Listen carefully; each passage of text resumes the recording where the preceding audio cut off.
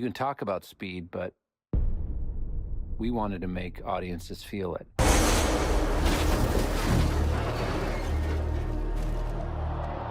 This isn't just a racing film. This is Formula One, filmed at full throttle. Brad Pitt, Joseph Kosinski, and an entire F1 production team stepped onto real tracks with real cars in front of real fans, all to make one of the most ambitious sports movies ever. Action! But F1 2025 isn't just about speed. It's about redemption, legacy, and what it means to risk everything for one last race. Directed by Joseph Kosinski, the man who made jets scream across the skies in Top Gun Maverick, F1 follows the story of Sonny Hayes, played by Brad Pitt, a once promising driver whose career ended in a horrific crash during the 1990s. Now, decades later, he returns not as a competitor, but as a mentor, guiding rookie driver Joshua Pierce, played by Damson Idris, under the fictional team APX GP. What makes this film groundbreaking isn't just the story, it's how it was filmed. And this is a movie where we didn't leave anything. Yeah. We made sure that we are delivering everything. Kosinski and producer Jerry Bruckheimer partnered directly with Formula One. They placed custom camera rigs inside actual race cars. They shot at real Grand Prix events, Silverstone, Monza, Las Vegas, with full cooperation from F1, its drivers, and even seven-time world champion Lewis Hamilton as a creative consultant. My heart was racing. At its heart, F1 is a story about second chances. I'm offering you an open seat in Formula One. Sonny Hayes isn't the typical sports hero. He's scarred by failure, haunted by the crash that stole his prime. But when he mentors Pierce, we see the tension that defines the sport. Experience versus raw talent, mentor versus mentee. And in Formula One, teammates aren't just partners, they're rivals, chasing the same finish line.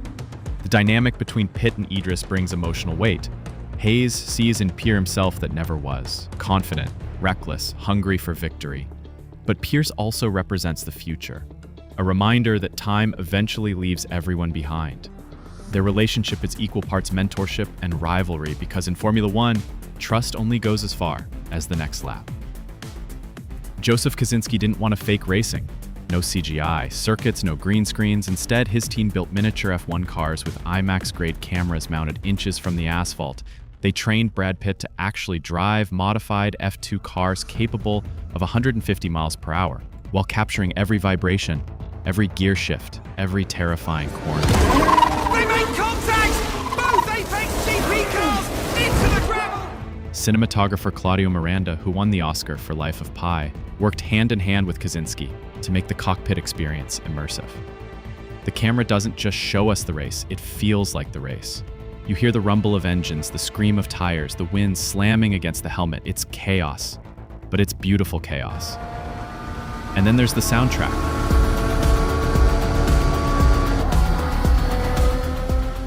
Hans Zimmer, the composer who gave us the ticking clock of Dunkirk and the booming organs of Interstellar, creates an audio landscape that turns every lap into a heartbeat. The score isn't background, it's the fuel. Unlike most sports films, F1 was shot in the middle of an active season.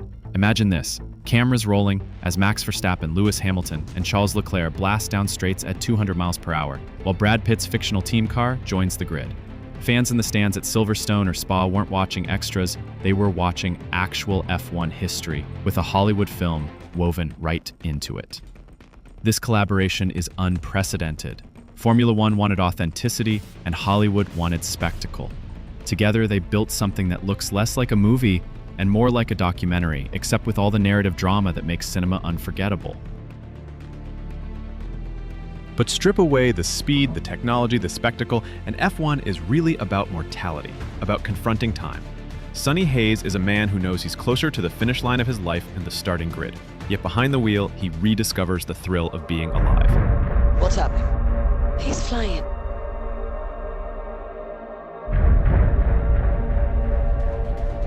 His story mirrors the reality of every athlete who refuses to fade quietly.